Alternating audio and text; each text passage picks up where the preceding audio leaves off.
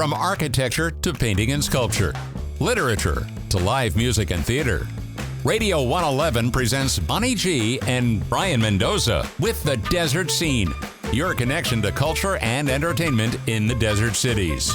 Here's Bonnie and Brayan. On this special episode of The Desert Scene, we're going to go ahead and talk about the worst Best Picture winners of all time. I love this stuff. And I got to be honest with you, there is a gold mine of movies that people... A lot to choose from. Movies that people don't like that won Best Picture. And there's no general consensus. So if you love these movies... It's okay. Love them. Don't send us letters. It's okay. But don't make me watch these again. Okay. You know? All right. But one of the ones that often gets mentioned, we'll go off what I like to call the big one, Crash, in 2005. And Crash went up against Brokeback Mountain. Now, I always forget what they went up against. I mean, Crash was an interesting film, but it wasn't a Best Picture film, I don't think. I think if you look at those two movies, they were two movies that were trying to say something about the subject matter that they had. Like, Crash was about race, Brokeback Mountain was about being gay in a homophobic world. Mm-hmm. And the difference is that Brokeback Mountain wanted to tell its love story, and so when the homophobia happened, it really impacted you because you connected with the love story. But with Crash, I say this as a person of color, where the perspectives that they give were trying to always say something about race, but it always fell apart. And I felt like at the end of the day, your story about race also has to have me connect with your persons of color. Mm-hmm. And I feel like it had conversations that it was not mature enough to have. That's how I remember that movie being. Also, I just felt like it was just fine. And Brokeback Mountain made me cry, so I think... And, and I'm wondering, because Brokeback Mountain at the time, what year was that? Do you remember what year that was? 2005. Okay. And I mean, it was that was pretty groundbreaking at the time, that film, because it was, in some ways, I hate to use the word graphic because there wasn't a lot of nudity, but the love story was very raw. Yes. And, so it was very, the homosexual love story was kind of in your face. And I think some people were a little taken aback by that. And I would bet you that was a factor in it not winning. And it was. And I've heard there have been reports about the Academy Awards that the Academy just couldn't handle it, and that some older voters didn't even see the movie. Right. And even though there was a consensus that it was probably the best film of that year, because the only other film that came out was Capote, and everyone kind of thought, you know what, Brokeback Mountain and Capote are both great movies. But Brokeback Mountain really is the one that everyone's talking about. Yeah. And you almost want to say at the time, like, you almost want to kind of laugh at some of the criticisms because you think, oh, they hate it just because of the gay love story. But it really was a factor. And, sure. Absolutely it was a factor. And it isn't like today where, like back then when Fox News criticized this movie, it actually did resonate with, like, a certain some sect. People, sure. But nowadays, if let's say a movie about be gay much people, different. If Fox News criticized this movie and it came out today, you would almost laugh at them and say, "Why are you even talking about this?" People would ignore them. Yeah, like move on. Mm-hmm. And so Crash came out at the right time, but and I also think it's aged the worst because when 2020 happened and everyone had that reckoning with race, no one mentioned Crash as a movie about race. So it tells you a lot about how Brokeback Mountain keeps being brought up and no one brings up Crash anymore. Yeah. But another movie that often gets like listed as one of the worst Best Picture winners is Shakespeare in Love 1998 with Gwyneth Paltrow. And 1998 is one of those years where my favorite movie. What was it up against? I never remember. In terms of like what it was up against, I'm trying to remember, but let me look at this real quick. I mean, that was good. It was entertaining. Elizabeth, Life is Beautiful, Saving Private Ryan, and The Thin Red Line. And okay, yeah. That, I mean, Saving Private Ryan or A Life is Beautiful, either one those were pretty impressive. I would say Life is Beautiful was. Yeah. I really enjoyed it because I thought, oh, it's a movie where it's about the Holocaust and has humor in it. And the last time they tried doing that was the day that clown cried with Jerry Lewis, and I thought, no, it's gonna be a disaster. And I watched it and I was like, okay, I'm moved. And Saving Private Ryan is just a great movie. Yeah, I mean, yeah, if Shakespeare in Love to win over those two, no, I don't think so. And another movie that often gets listed as one of the worst Best Picture winners is Forrest Gump. And what was it up against? It was up against Four Weddings and a Funeral, Pulp Fiction, Quiz Show, and The Shawshank Redemption. Wow, that was a pretty strong year. 1994 is one of the strongest years in movies because you also had Three Colors Red. You just had a lot of great movies that weren't nominated. You know, and it also, I'm trying to remember what was happening in the world in 1994. But you know, sometimes a factor is what's going on in the world and in the country, and maybe people needed a Forrest Gump, a sort of feel good.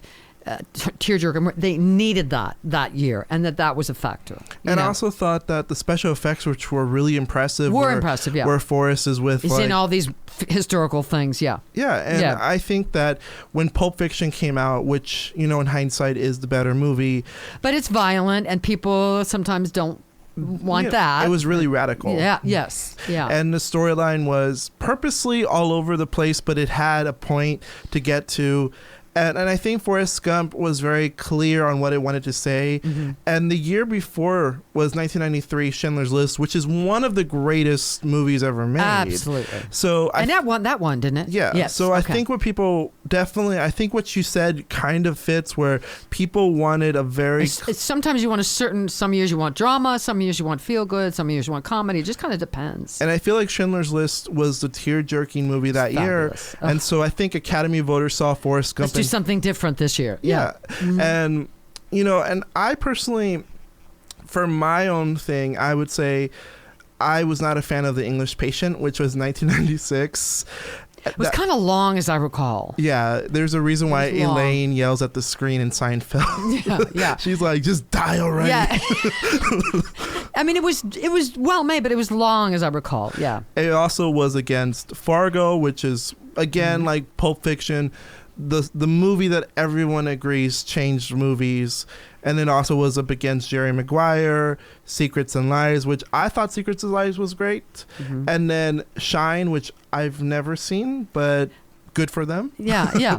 Good for them, because they shine through once. Yeah. But in 1996, it was just not the best year for that one. And then in terms of typically what I noticed, the first 3 years of the 2000s, 2000, 2001, and 2002, those Best Picture winners get a lot of crap. What were those? Gladiator in 2000, 2001, A Beautiful Mind, and 2002, Chicago. Okay. Did you see any of those? I saw all of those. Yeah, actually. And what do you think about each one? Well, they were all impressive films. Yeah. They were all impressive films. They were definitely impressive. I think in the end, their competition, it's always the competition. Yeah, so tell me what... Gladiator was up against Chocolat, Crouching Tiger, Hidden Dragon, Aaron Brockovich, Traffic. So I think this was a year where everyone wanted Crouching Tiger, Hidden Dragon to win because but again, it's one of those things where like the Best Picture winner, sadly, for a while was never foreign films. So, obviously... I think some people think, well, they have their own categories, so why... Yeah. So why give it to them? Yeah. And A Beautiful Mind and Chicago, they both competed against Lord of the Rings movies, with the first one being in 2001 against A Beautiful Mind, and the second one being up against Chicago. And I think in hindsight, the Lord of the Rings' impact really put these films' reputation down the tank. And I think Chicago, I think a lot of fans of that musical were just having their own opinions and saying, you know what, that's not exactly how the musical is. Or, yeah, but it was a very good movie. It was a very good movie. It's like Cabaret, how everyone criticizes how Cabaret is nothing like the musical, but then Cabaret itself is a strong movie. Yeah. And I definitely think that it's one of those movies that, sure, granted, it's not as good as Lord of the Rings. Okay. But that's what it is. And in terms of other worst Best Picture winners, one of the most controversial ones was 1952's The Greatest Show on Earth, which came out the same year as a movie that wasn't nominated, Singing in the Rain. Wow. And That's interesting. have you Yeah. ever seen The Greatest Show on Earth? I've seen a big chunk of it. I don't think I saw the whole thing, but I saw a big chunk of it. Yeah. It's the famous movie about the circus Yeah, and mhm. Jimmy Stewart's a clown. Yeah. It also came out the same year as The Quiet Man and High Noon. So these really strong classics. Yeah. And I saw The Greatest Show on Earth pretty recently, and my first thought was boring. Yeah, yeah, as I recall, wasn't scintillating. Yeah. And then in 1956, another famous worst Best Picture winner was Around the World in 80 Days. And what was it up against? The King and I and the Ten Commandments. Wow. And Giant, the one with Wow.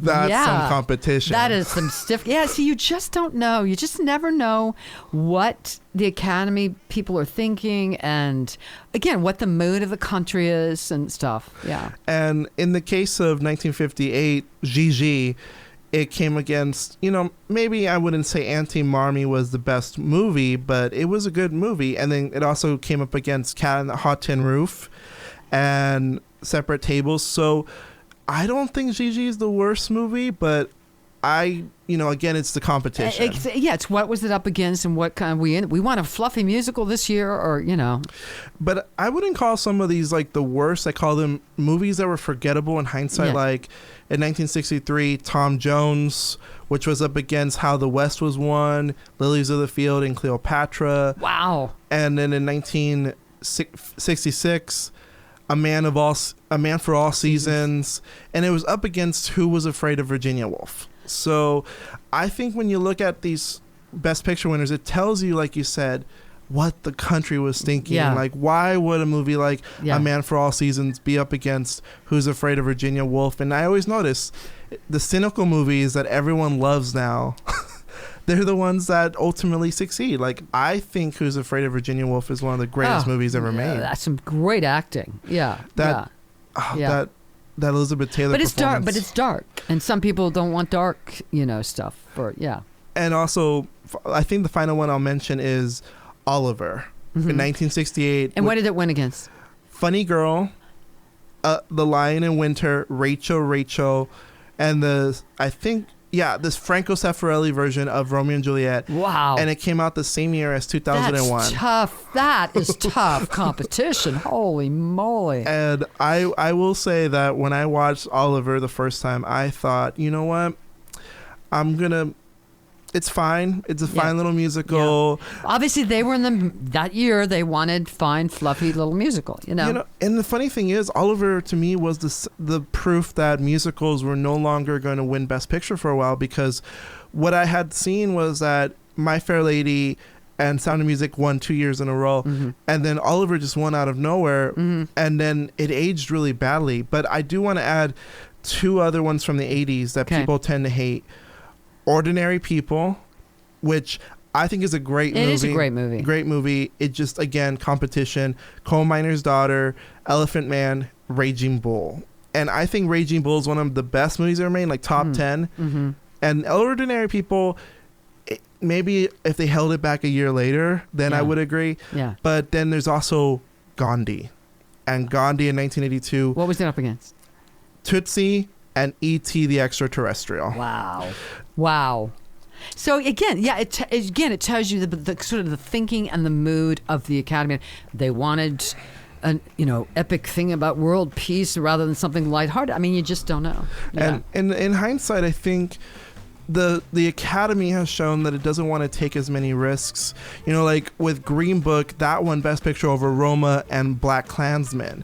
So it shows that they would rather find the safe story that everyone likes. I think a lot of times that's true, yeah. And a lot of times. And it actually turns out that people actually like the riskier movies, the ones that pay off really well. I'm not saying taking a risk always works. Trust me, it doesn't. I've seen movies that no thank you. But what's life without risk? That's true. But all right. I love doing this. Great show.